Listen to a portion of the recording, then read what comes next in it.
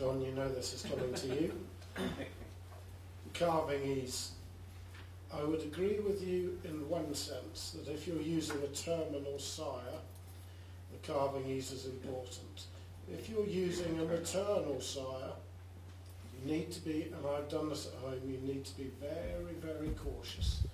Because if you go easy, easy, easy, you're going to end up being harder, harder, impossible.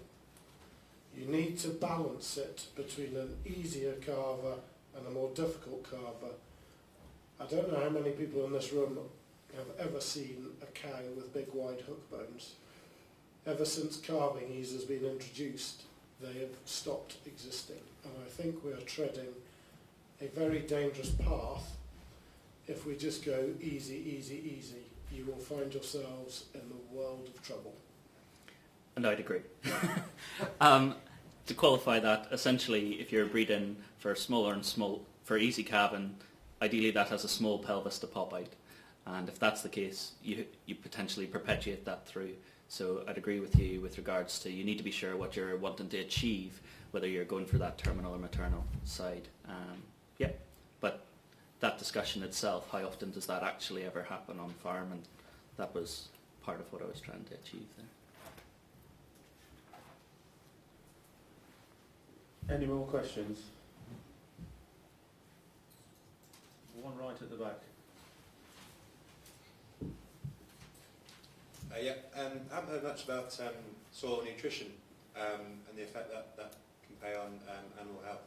I wonder if anyone could comment on that a bit more. Not much. So as you've gathered, I'm a geneticist rather than anything else. I think that there's a whole new area of research opening up in soil science because of the genomic technologies. But we're getting better measures of what is soil health. You've probably noticed that there's a fascinating debate going on about just how much does grassland sequester carbon as a positive environmental benefit.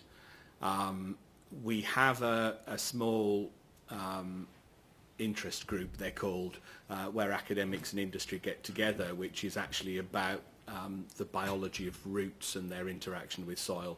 And there's a hell of a lot of interesting science going on in there, but I don't understand any of it. Anybody else any comment?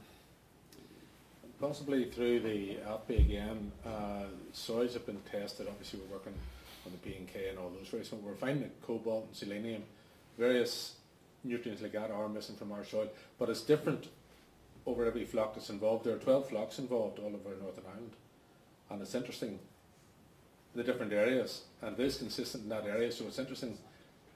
We get a lot of these results actually from the blood samples of the sheep rather than from the soil itself.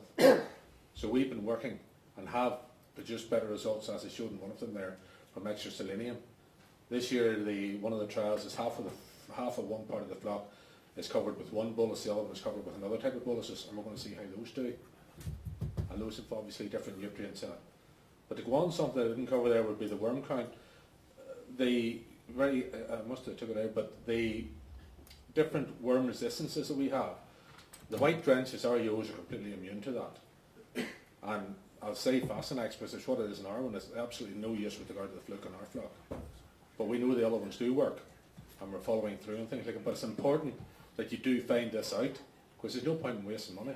The worm counts this year, the white drenches, okay, I'll get rid of the name Petroleus, we did those in June.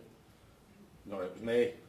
But June, July, August, we had no more worms. We didn't have to drench. And I have a farm that has been farming sheep for well over 100 years. So I think they're all washed away. But the only time that the worm problem was at the end of September. Certainly fluke has come into its own, and the autopsies on our lambs going through, with one lamb in October, but with 22 lambs in November, we were found to have fluke in their liver. But the fluke drenches take that long for the withdrawal period, so most of the way in that. But if that's any use, that helps answer part of the question.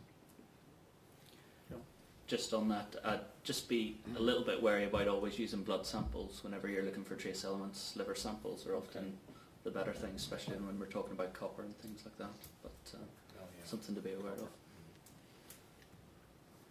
This is a question I can get the microphone where. Hi, Marie Preble.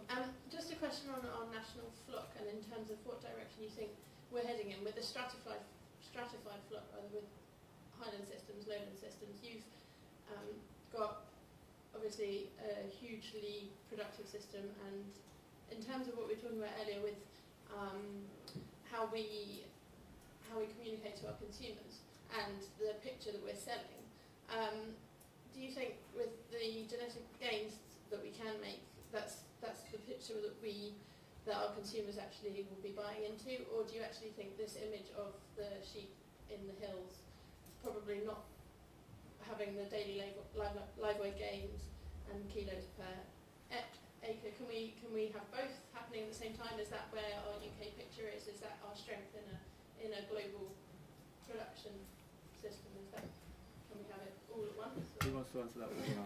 Yeah. The simple answer, I think the processors and the supermarkets know that we need both. Now certainly the lowland can show from the live weight gain and bring that in much more into the fore with the carbon issue. But they still have to look after the hills, and the only way they can do it is to bring sheep back onto it and the right type of sheep. So it'll be a difficult one for them to manoeuvre in a direction. And at the end of the day, they're going to need lamb. And I would have confidence in it'll keep going. With subsidies?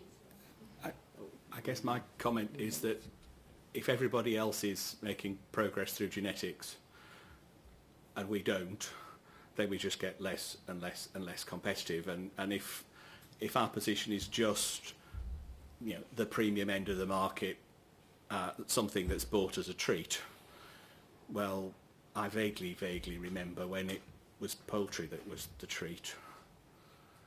You know, you can have both. You only have to look at what the Blackface Sire reference scheme has achieved. Really substantial improvements in performance in extensive environments in blackies. So you can have both.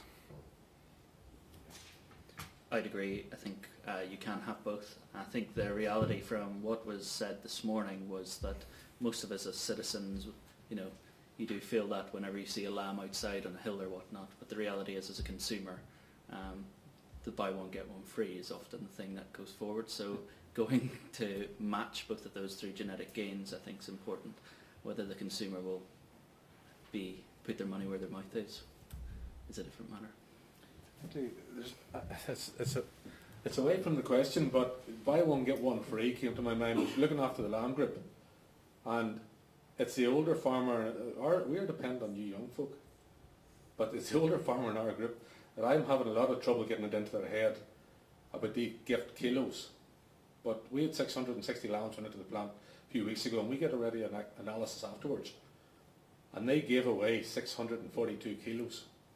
And that really gets me, because with the price coming down to get into people's head, goodness, to get rid of them when they're ready.